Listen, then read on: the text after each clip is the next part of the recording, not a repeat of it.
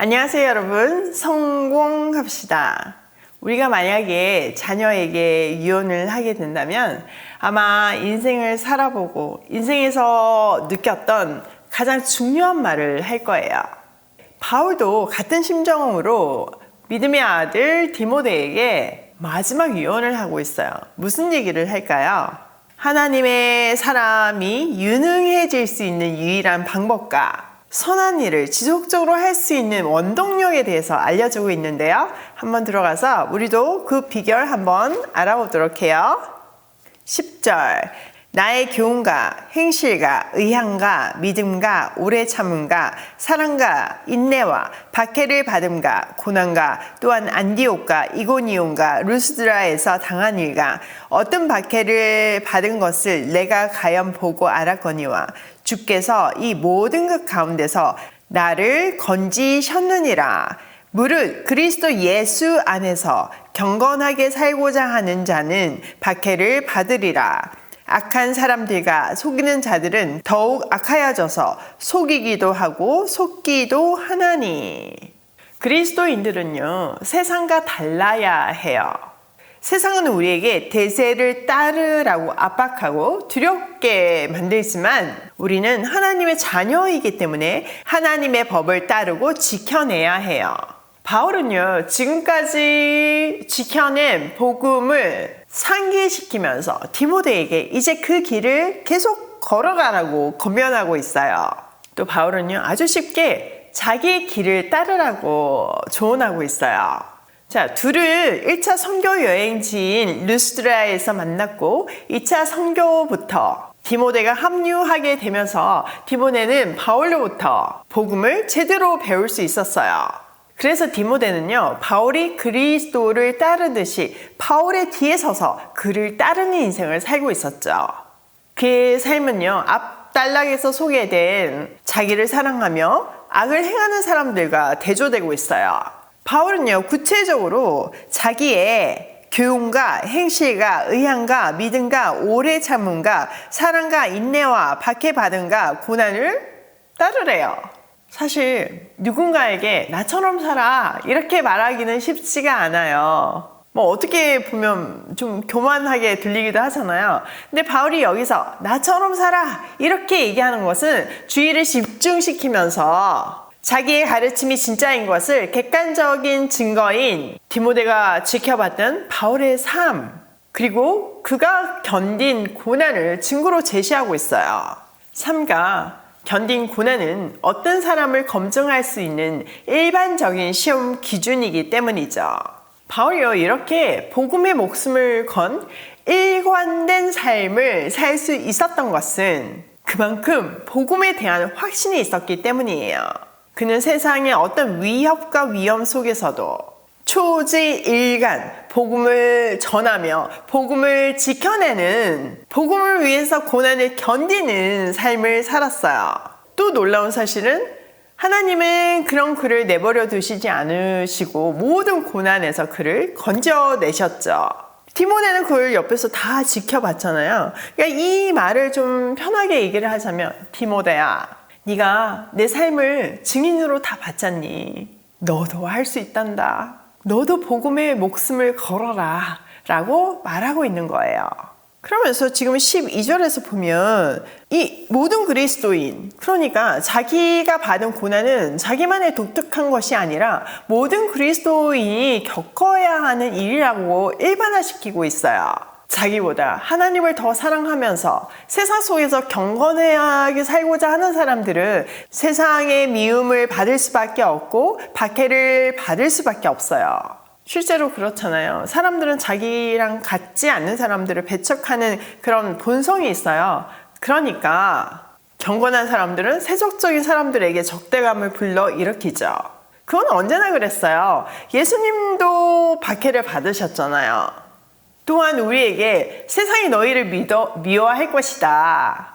너희가 만약에 세상 속에 섞여서 세상을 사랑하는 사람이면 세상은 너희를 사랑할 것이지만 너희는 세상 속에 속한 사람이 아니라 내가 너희를 세상에서 택했기 때문에 세상은 너희를 미워하게 될 거야. 이렇게 요한복음에서 말씀하셨잖아요. 그것도 잡히기 직전 포도나무 강설에서요. 자, 14절. 그러나 너는 배우고 확신한 일에 거하라. 너는 내가 누구에게서 배운 것을 알며 또 어려서부터 성경을 알았나니 성경은 능히 너로 하여금 그리스도 예수 안에 있는 믿음으로 말미암아 구원에 이르는 지혜가 있게 하느니라. 자, 악한 사람들과 속이는 사람들은요, 점점점 더 악해져서 남을 속이기도 하고 자기가 속기도 할 거래요. 그런데 디모데는 그런 그들과 함께 하는 것이 아니라 이미 어려서부터 배워서 굳게 믿고 있는 그 진리 안에 머무르래요. 디모데는 어려서부터 할머니로부터 성경을 배웠고 또 어머니로부터 성경을 배웠어요. 그리고 장성에서는 바울에게 배웠죠. 그 성경은요, 구원에 이르는 지혜를 주기 때문에 그 안에 머물러야 해요. 구원이라는 것은 우리의 생명이 달려있는 문제잖아요. 자, 16절. 모든 성경은 하나님의 감동으로 된 것으로 교훈과 책망과 바르게 함과 의로 교육하기에 유익하니 이는 하나님의 사람으로 온전하게 하며 모든 선한 일을 행할 능력을 갖추게 하려 함이라. 성경의 기원과 목적에 대해서 기록되어 있어요. 먼저 모든 성경은요, 하나님의 영감으로 인간 저자를 통해서 기록되었어요. 그래서 신앙 고백에 관한 교훈과 책망을 하기 위해서 아주 유익한 책이고요. 우리의 행동에 대해서는 바르게 함과 의로 교육하기에 유익해요. 성경은요, 하나님께서 하나님의 사람을 교육하시는 중요한 수단이에요. 중요한 교재인 거죠. 그래서 성경은요, 성경을 연구하는 하나님의 사람을 유능하게 하고 그에게 온갖 선한 일을 할 수 있는 원동력을 제공한대요. 여기 지금 개역개정에서는 온전하게 하며 라고 되어 있지만 세번역이나 영어 성경에 보면 유능하게 하고 라고 되어 있거든요. 그러니까 우리가 세상을 유능하게 살아가기 위해서 필요한 모든 지혜가 이 성경 안에 있다는 의미예요. 최근에 저희 큰아들하고 신앙생활에 대해서 조금 토론을 했어요. 그러면서 제가 늘 강조하지만 말씀 공부가 얼마나 중요한지에 대해서 다시 한번 강조했어요. 저희 아들이 굉장히 성실하거든요. 또 하나님의 은혜를 경험한 아이라서 하나님을 잘 붙잡고 있는 아이예요. 그렇지만 그게 다가 아니라 계속 우리는 하나님을 더 깊이 알아가야 되잖아요. 세상의 스펙도 업그레이드가 되는데 우리도 하나님의 스펙이 계속 업그레이드가 돼야 되는 게 너무 당연하잖아요. 그래서 지금 현재 보니까 군 공부를 하면서 정말 열심히 공부하고 자격증도 따고 뭐 시간을 굉장히 잘 쓰고 있더라고요. 그래서 제가 그것보다 더 중요한 것이 말씀 공부라며 말씀 공부에 조금 더 시간을 할애하라고 말했어요. 자기가 열심히 하고 있다고 하더라고요. 그래서 제가 또 얘기했죠. 너의 하루 일과를 한번 봐라. 거기에서 성경 공부가 얼만큼 비중을 차지하고 있느냐가 네 신앙을 보여주는 거다.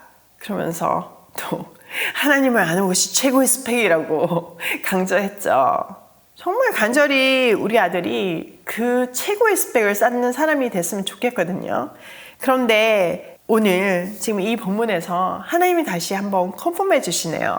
맞아요. 성경은요, 하나님이 우리를 하나님의 사람으로 잘 교육하기 위해서 주신 교재예요. 이것은 사람이 쓴 게 아니고요, 하나님의 영감으로 인간 저자를 통해서 쓰여졌어요. 마치 우리를 통해서 하나님이 하시는 일이 보여지는 것처럼요. 저는 너무나 감사하게 오늘 말씀을 제 인생에서 정말 깊이 있게 경험을 했어요. 무능한 저를 유능하게 하시고 부족한 저에게 지혜를 주시고 또 강박한 저의 마음에 사랑하는 마음과 선한 마음을 주셔서 선한 일을 할 수 있게 하셨어요. 그것도 저 혼자가 아니라 이 말씀을 붙들고 있는 우리가 함께 할 수 있는, 그것도 저 혼자가 아니라 이렇게 말씀을 매일 같이 붙들고 있는 우리에게 오일 패밀리라는 이름으로 함께 서로를 응원하며 할 수 있게 하시니 얼마나 감격인가요? 자, 이제 11월이죠. 보육원에 크리스마스 선물 보내기 프로젝트를 시작해요. 여러분의 많은 지원과 후원을 이제 시작하셔야 돼요. 처음 보시는 분들을 위해서 설명을 하자면 보육원 아이들이 그냥 일괄적으로 선물을 받게 되잖아요. 근데 그게 아니라 정말 자기가 원하는 선물을 써내면 오일패밀리 본부에서 여러분과 그 아이들을 연결해드리고, 그러면 여러분들이 연결된 아이에게 아이가 원하는 선물을 사고 예쁘게 포장도 하고 또 카드도 쓰고 기도를 듬뿍 받아서 보내면 그 아이가 크리스마스의 주인공인 예수님의 사랑을 조금이라도 알 수 있을 거라고 생각해요. 이 대가 없는 사랑이 그냥 일회성으로 끝나는 것이 아니라 매년 지속될 거잖아요. 그 사랑이 쌓이면 쌓일수록 그 아이도 그 사랑의 진원지가 언젠가는 궁금해질 거예요. 그때 우리는 그 진원지가 예수 그리스도임을 너무 행복하게 소개할 수 있어요. 우리는 비록 작은 선물을 준비하지만 하나님은 그것으로 생명을 살리실 줄 믿어요. 많이 지원해 주셔야 돼요. 제가 이 영상 고정 댓글에 지원 폼과 그리고 후원 계좌 남겨놓을게요. 자, 오늘 내용을 우리 삶에 한번 적용을 해보면요. 첫 번째, 성경은 하나님의 영감으로 쓰여졌다. 이게 하나님의 말씀, 그것도 살아계신 하나님의 말씀이라는 것을 알 때 우리는 이 말씀을 소홀히 여길 수가 없어요. 정말 생명줄인 줄 알고 붙잡게 되겠죠. 그 은혜가 우리에게 임하길 소원해요. 두 번째, 성경은 하나님의 사람을 유능하게 교육한다. 와, 정말 너무 행복하지 않나요? 누가 우리를 유능하게 교육시켜 주신대요. 또 완벽한 교재가 있대요. 그러니까 누구든지 하나님 말씀에 올인을 하면 유능한 사람으로 세상을 살리는 사람이 될 수 있는 거예요. 특별히 안타까운 소식이 있는 요즘에 다음 세대에게 이 생명의 말씀이 꼭 전해지길 소원해요. 세 번째, 성경은 온갖 모든 선한 일을 할 수 있게 한다. 우리에게는 선한 마음이 없어요. 그것도 지속적으로 할 수 있는 마음은 더더구나 없어요. 그렇지만 우리가 말씀을 묵상할 때 하나님의 이 말씀을 통해서 우리가 그 선한 일을 왜 해야 하는지, 이거는 선택이 아니라 필수라는 사실을 알려주세요. 그 마음들이 합쳐서 오일패밀리가 됐잖아요. 오늘도 말씀으로 유능하게 되길 소원하며 또 선한 일을 하는 하루로 고고싱해요.